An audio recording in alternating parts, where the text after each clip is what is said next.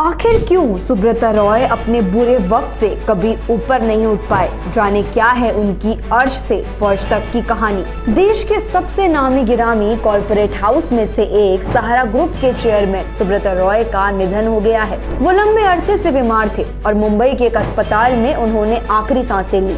लेकिन एक वक्त था जब सुब्रता रॉय के इर्द गिर्द नेता, अभिनेता, कारोबारी और खिलाड़ी सब रहा करते थे। सुब्रता रॉय ने किन किन लोगों की मदद नहीं की, हजारों लोगों को नौकरियां दी तो लाखों को सपने दिखाए। लेकिन वो कहावत है ना कि असली दोस्तों की पहचान बुरे वक्त में ही होती है। कुछ ऐसा ही हाल सुब्रता रॉय ने अपने आखिरी दिनों में देखा। एक बार जब सुब्रता रॉय का डाउनफॉल शुरू हुआ तो वो रुका ही नहीं और एक एक कर उनके सारे करीबी दूर होते गए। तो चलिए आपको बताते हैं कि आखिर वो क्या मामला था जिसके बाद सुब्रता रॉय का डाउनफॉल शुरू हो गया। सहारा इंडिया परिवार को बढ़ाने के लिए सुब्रता रॉय ने उत्तर प्रदेश की राजधानी लखनऊ को चुना। साल 1990 में लखनऊ में जाने के बाद उन्होंने पूरे बिजनेस का आधार वही बना लिया। सहारा श्री सुब्रता रॉय के बिजनेस ने आसमान की बुलंदियों को छूना शुरू कर दिया। उनके यहाँ लखनऊ में राजनेताओं, बॉलीवुड एक्टर्स का जमावड़ा लगा रहता था। उनकी पार्टी में राजनेताओं के साथ साथ फिल्म कलाकार और क्रिकेटर्स भी शामिल हुआ करते थे।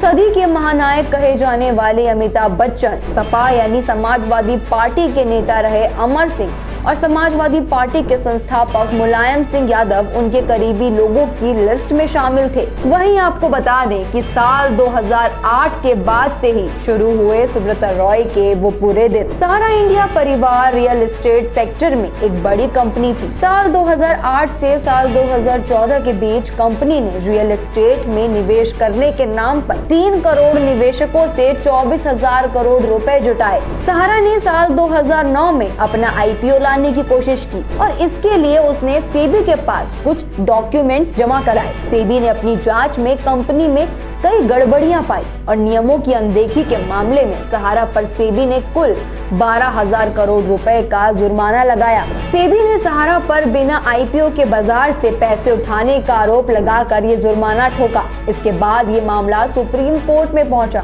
सुप्रीम कोर्ट ने सहारा प्रमुख पर सख्त रुख अपनाते हुए 12,000 करोड़ रुपए पर 15% ब्याज लगाते हुए निवेशकों का 24,000 करोड़ रुपए लौटाने का आदेश दिया। सुप्रीम कोर्ट के आदेश के अवहेलना के मामले में फरवरी साल 2014 को सुब्रता रॉय को साल 2014 में गिरफ्तार कर लिया गया। 2 साल जेल में रहने के बाद वो जेल से बाहर आए। उसके बाद सब कुछ खत्म हो चुका था और अपने इस डाउनफॉल के बाद सहारा यानी सुब्रता रॉय कभी भी उससे उभर नहीं पाए और उनका बिजनेस डूबता ही गया।